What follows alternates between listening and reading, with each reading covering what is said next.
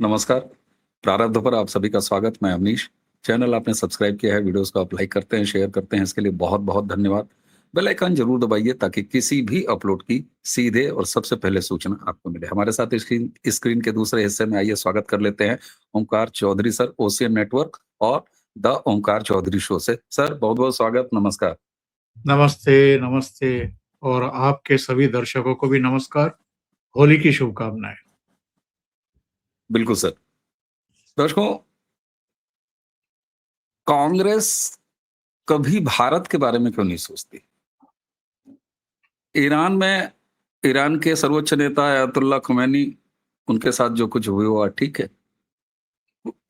शिया भारत में सड़कों पर उतरे, कश्मीर वैली से लेके लखनऊ से लेके रांची से लेके न जाने कहां-कहां। लेकिन कांग्रेस, उसके साथ क्या दिक्कत है? और ये दिक्कत है या यही कांग्रेस है? आपने ये कई जगह देखा होगा स्लाइड। आप इसमें तमाम नेताओं को देख लीजिए। ऊपर आपको तीनों कांग्रेसी ओवैसी मिलेंगे, नीचे आप देखिए अजय राय आपको दिखाई देंगे। ये सारे लोग भारत के बारे में क्यों नहीं सोचते? भारत के बारे में सोचना क्यों नहीं चाहते? ईरान में जो कुछ भी हुआ, जो भी चल रहा है, वो भारत में चर्चा योग्य क्यों है? भारत की सरकार नरेंद्र मोदी को कोसना इस पर भी जारी है। इसकी क्या वजह है? जरा पड़ताल करेंगे ओमकार सर से। सर, ये कांग्रेस के दिल में इतनी सारी जगह, इतने सारा प्यार, इतना दुलार, ऐसा तो लग रहा है कि कांग्रेस इस बार ईद भी नहीं मनाएगी। ये इकोसिस्टम का क्या मतलब है सर? भारत के बारे में तो कभी नहीं सोचा। पहलगाम में हो गया तो शक और सवाल उठाते रहे। हालांकि वो जनता भी जो खुमैनी की मोहब्बत में सड़कों पर उतरी है, कश्मीर के मामले में तो कभी नहीं उतरी। जी सर। अवनीश जी, बात ऐसी है कि आपने शुरुआती जो बात कही है कि भारत के साथ कांग्रेस क्यों नहीं खड़ी दिखती है, तो कम से कम हम ये तो कह ही सकते हैं कि 2014 के बाद से तो ये बात 100% सही है। और उसके पहले भी अगर हम शर्म शेख वाले मनमोहन सिंह की यात्रा पर चले जाएं, तो वहां भी भारतीय हितों की तो तिलांजलि देकर के आए थे वो। जब ये मान लिया था कि बलूचिस्तान में जो कुछ हो रहा है वो उसमें भारत की भूमिका है, तो इससे ज्यादा और भारत के खिलाफ बात क्या हो सकती है? भारतीय हितों को एक तरीके से दांव पर लगा करके आए थे मनमोहन सिंह और बहुत क्रिटिसिज्म झेलना पड़ा था उनको। इधर के सारे आप इनके कृत्य देख लीजिए, बयानों से लेकर के इनकी नीतियां, ये कहाँ खड़े हैं, किसके साथ खड़े हैं, इनको शायद खुद भी पता नहीं है कि क्यों खड़े हैं। चूंकि मोदी हैं और मोदी से नफरत करती है कांग्रेस पार्टी और खास तौर से ये परिवार, जिनको लगता है कि हमारा अवसर जो है वो मोदी के कारण छिन गया है, वरना कभी का इस परिवार का, इस खानदान का चौथा व्यक्ति प्रधानमंत्री बन चुका होता। तो इसलिए जो मोदी जी स्टैंड लेंगे या जो उनकी सरकार स्टैंड लेगी, उसके खिलाफ ही जाना है इनको। अब जो सरकार में होता है, जो सत्ता में होता है, उसके पास तमाम तरह की सूचनाएं होती हैं। कौन आपके साथ है, कौन आपका मित्र है, कौन आपसे दुश्मनी कर रहा है। जो आपके विरुद्ध साजिशें रच रहा है या साजिशों में शामिल है, हम उसको अपना मित्र क्यों माने? ये पहली सरकार है अवनीश जी, जिसने सही मित्र और सही शत्रु की पहचान कर ली है। यानी इस सरकार को शत्रुबोध है। वरना मुझे ये बताइए कि खामेनेई हो या इनके पूर्ववर्ती खामेनी हो, जो बाराबंकी से जिनके वंशज बाराबंकी को छोड़ करके किसी जमाने में चले गए थे, इन दोनों की ही नीतियां कश्मीर के मामले में क्या रही हैं? या भारत के मामले में कुल मिलाकर के क्या रही हैं, दोनों कश्मीर पर साजिशें ही रचते रहे। भारत के विरुद्ध ही उनकी सारे रंग ढंग बयान, उनके जो पीठ पीछे छुरा भोंकने वाली बात और ऐसे आतंकवादी संगठनों को वित्त पोषित करना जिन्होंने कश्मीर में भी और शेष भारत में भी खून बहाया है, तो फिर हम कैसे ईरान के किसी तानाशाह के साथ खड़े हो सकते हैं। और चलिए, हमारे व्यापारिक संबंध हैं, हम उससे तेल लेते थे तो मुफ्त में दे रहा था क्या? हम तो दुनिया के 20 करीब करीब 22 देशों से तो नियमित रूप से तेल खरीदते हैं, और जिनमें एक ईरान था, और ईरान से भी हमने लगभग मिनिमम कर रखा था, क्योंकि काफी सैंक्शंस लगे हुए थे अमेरिका की तरफ से, यूनाइटेड नेशन की तरफ से। तो एक मिनिमम सा एक राब्ता बना हुआ था ईरान के साथ। ईरान की जनता के साथ हमारी कोई दुश्मनी नहीं है, दुश्मनी हमारी अली खमेनी के साथ भी नहीं थी, लेकिन तो उनके कारनामे थे, और कारनामे क्या कांग्रेस पार्टी नहीं जानती है, या लंबा लेख लिखने वाली या पत्र लिखने वाली सोनिया गांधी नहीं जानती है? भाई मुझे ये बताइए आप कि गाजा में हमास को सपोर्ट करने वाला कौन था? प्राणवायु का काम कौन कर रहा था? लेबनान में हिजबुल्लाह को किसने खड़ा किया था? हूथियों को कौन सपोर्ट कर रहा था? वो हूती जो आपके समुद्री मार्ग में रोजाना बम्बार्डमेंट करके और शिप्स को डुबो भी रहा था, फिरौती भी वसूल कर रहा था, जिसने जीना आराम कर दिया था, और जिसमें हूथियों से निपटने का काम भी किसी ने किया जा करके, तो वो भारत की नौसेना थी। दूसरे, जो आपका आईएसआईएस है, ये सब यानी जो शैतानों की टोली है, जो अलग अलग देशों को और खास तौर से इजराइल को भी निशाना बना रही थी, हमें भी निशाना बना रही थी, उसका वित्त पोषण कौन कर रहा था? ईरान ही कर रहा था। और मैं अभी नक्शा देख रहा था आपके शो में बैठने से पहले। देखिए, हमारे ठीक बगल में पाकिस्तान, फिर अफगानिस्तान, अच्छा ये ताजिकिस्तान को, उज्बेकिस्तान को, आप किर्गिस्तान को, तुर्कमेनिस्तान को, इनको छोड़ भी दें चलो ऊपर की तरफ, जो कभी सोवियत यूनियन का हिस्सा हुआ करते थे, तो फिर ईरान आ जाता है अफगानिस्तान के बाद, इराक आ जाता है, सीरिया आ जाता है, लेबनान आ जाता है, जॉर्डन आ जाता है, यूनाइटेड अरब अमीरात आ जाता है, ओमान, यमन, सऊदी अरबिया आ जाता है।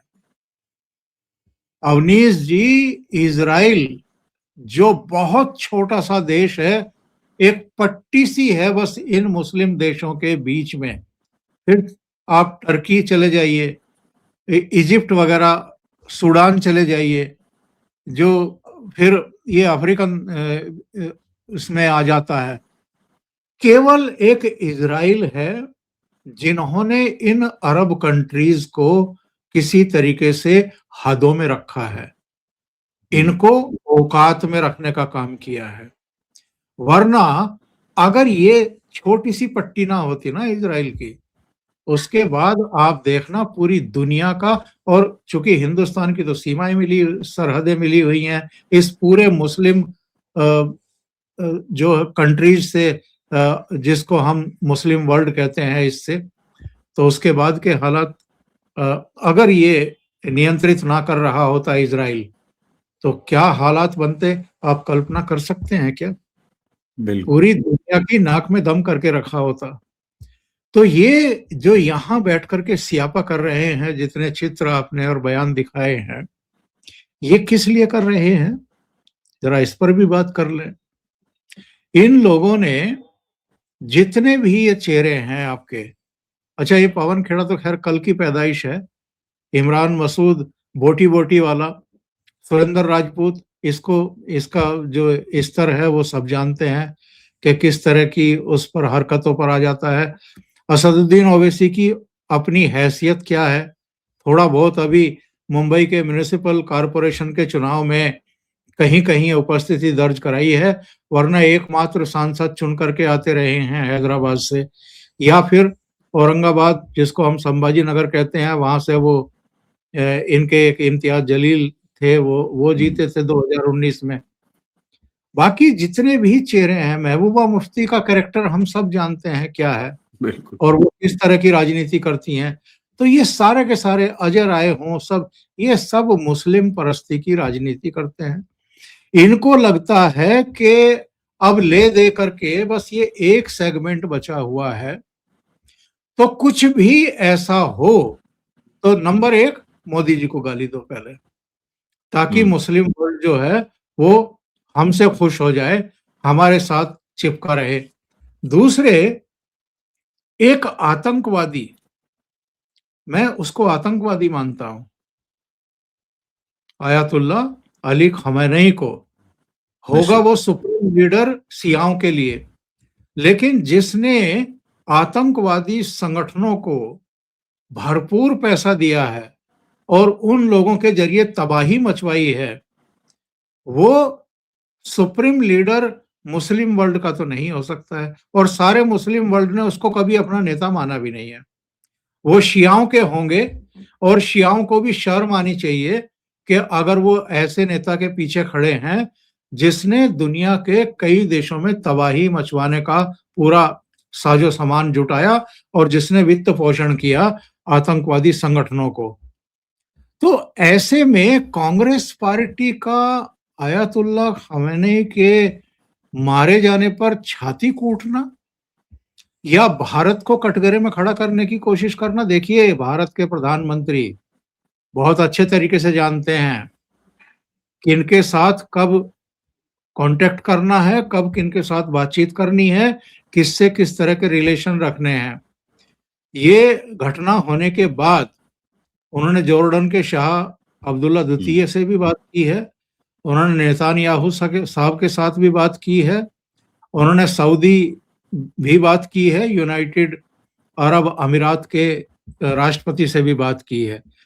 किन किन से बात करनी है, और जहां जहां हमारे भारतीय फंसे हुए हैं उनकी चिंता की है, उनके लिए बातचीत की है कि उनको वहां से सुरक्षित कैसे निकाला जाए। बाकायदा शिप्स तैनात किए जा रहे हैं, स्पेशल फ्लाइट चलाई जा रही हैं। कांग्रेस ने क्या उन भारतीयों के बारे में एक बार भी चिंता की है, या केवल आयतुल्ला अली खamenei के बारे में ही चिंता करेंगे और छाती कूटते रहेंगे?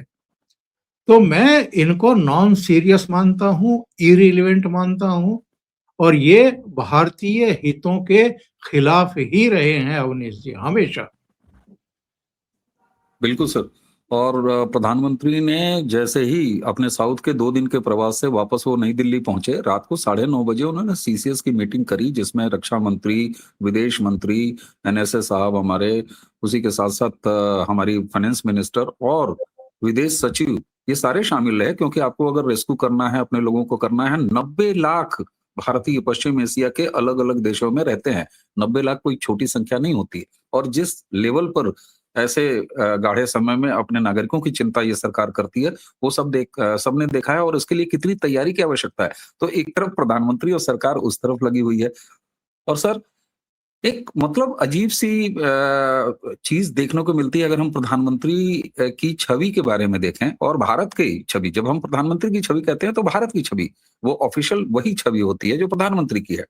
आप एक तरफ देखें, रक्षा मंत्री सॉरी हमारे विदेश मंत्री ने ईरान के भी रक्षा मंत्री से बात की। उसके बाद उन्होंने इजराइल से भी बात की। प्राइम मिनिस्टर ने खुद इसके ट्वीट की जानकारी दी। और उन तमाम देशों पर ईरान से जो हमले हो रहे हैं वो सारे अरब कंट्रीज हैं, जहां प्रधानमंत्री जी को लगभग 5 या 6 देशों से सर्वोच्च सम्मान भी मिला हुआ है। तो एक तरफ शांति और दूसरा राष्ट्र प्रथम। ऑफिशियली भाई कुछ लोग कह सकते हैं कि खमेनी के निपटने के बाद जो है राष्ट्रीय शोक क्यों रखा गया। अरे भाई, ऑफिशियल अपना नेशन हेड था। जब नेशन हेड है तो ये एक परंपरा है जिसका निर्वहन किया। वरना कांग्रेस तो कह रही है श्रद्धांजलि क्यों नहीं पेश किया। सवाल ये होता है कि सर, कांग्रेस तो उनके साथ खड़ी है ना। जो माताएं, आपने दर्शकों वीडियो देखा होगा, जो लड़कियां, जो माताएं ये कह रही हैं कि मोदी जी हमें इजाजत दो, और हम जाके ईरान में जंग करेंगे। एक तरफ ये और दूसरा हमारे बच्चे फंसे हुए हैं, हमारे बच्चों को मोदी जी वापस लाओ। मोदी जी लड़ने के लिए इजाजत भी दें और बच्चों को वापस भी लाएं। और ऐसे लोगों के साथ खड़ी है कांग्रेस। क्या कांग्रेस ने ये मान लिया है, पूरे विपक्षी इकोसिस्टम ने मान लिया है कि उसे हिंदुओं के मत अब नहीं मिल रहे हैं, इसलिए कम से कम इनको मजहब को पकड़ के रखो, क्या यही है? बात श्रद्धांजलि तक सीमित नहीं है। बात ये है, ये चाहते हैं कि हम अमेरिका और इजराइल की निंदा करें कि उन्होंने अयातुल्लाह अली खamenei को मार दिया है। यानी हम अमेरिका के साथ और इजराइल के साथ अपने संबंधों को खराब कर लें। ये आप चाल समझिए कांग्रेस की, और कितना गहरा षड्यंत्र है ये समझिए। जिस अमेरिका के साथ हमारी ट्रेड डील साइन होने वाली है, मार्च में ही होगी किसी समय, थोड़ा बहुत टल भी सकती है जिस तरह के हालात हैं, लेकिन उनके आर्थिक सलाहकार आए हुए हैं यहाँ पर, लगातार चर्चाएं चल रही हैं, उसको अंतिम रूप दिया जा रहा है। और इजराइल के प्रधानमंत्री का वो जेस्चर देखा, वो वीडियो देखा, जब देखिए दुनिया भर के जब महत्वपूर्ण देशों के राष्ट्र प्रमुख किसी देश पहुंचते हैं तो सबको रिसीव करने के लिए वहां का राष्ट्र प्रमुख नहीं आता है, किसी किसी को ये विशेष सम्मान दिया जाता है। तो प्रधानमंत्री नरेंद्र मोदी जब वहां लैंड किए तो सपत्नीक नेतान्याहू साहब और उनकी कैबिनेट के लोग वहां पर मौजूद थे, उनका बड़ी गर्मजोशी के, और जब जा रहे थे, वापस आ रहे थे दिल्ली, तो भी अपनी पत्नी के साथ उनको विदा करने के लिए, सी ऑफ करने के लिए एयरपोर्ट पर आए। वो जो लास्ट सीन था, सीढ़ियों के पास खड़े होकर के जब वो गले मिल रहे हैं, तो वो सामान्य गले मिलना नहीं था अवनीश जी। कुछ समय लिया उन्होंने, और एक प्यार का प्रदर्शन, एक विश्वास का प्रदर्शन, वो जेस्चर है, उसको ध्यान से दर्शक देखें फिर से वीडियो को खोल करके, कि उसमें थोड़ा समय लिया है नेतान्याहू और प्रधानमंत्री नरेंद्र मोदी ने। दोनों के चेहरों के भाव देखिए। इसका मतलब ये है कि नरेंद्र मोदी को कन्वे कर दिया गया था, बताया गया था कि अगले कुछ दिनों, और नरेंद्र मोदी कम से कम इतना दिमाग तो रखते हैं, इतनी बुद्धि तो रखते हैं कि जिन हालातों में उन्होंने यात्रा की थी, ये 1.5 दिन की, 2 दिन की, वो कितना टेंस माहौल था। बिल्कुल। युद्धपोत खड़े हुए थे अरब सागर में, अमेरिका के जितने उसके सैन्य ठिकाने हैं आस पड़ोस के 8-10 मुस्लिम कंट्रीज में, वहां हाई अलर्ट था, किसी भी समय हमला हो सकता था। ऐसे समय प्रधानमंत्री नरेंद्र मोदी का इजराइल का दौरा था ये। तो जो एक ऐसा मित्र जिसने संकटों के समय, जब बाकी दुनिया के जो सप्लायर थे हमारे, उन्होंने लगभग असहमति या हाथ खड़े करने की स्थिति कर दी थी, तब इजराइल ने हमें हवाई जहाजों में भर करके हथियार भेजे थे। संकट के समय में वो हमारे काम आता है। और इस बार भी आप सारे समझौते उठा करके देखिए, बिल्कुल। हमारे एग्रीकल्चर सेक्टर को किस तरीके से समृद्ध करने के लिए उन्होंने सहमति दी है। तकनीक से लेकर के तमाम सब कुछ देने को तैयार है वो। तो ऐसे मित्र की हम निंदा करें,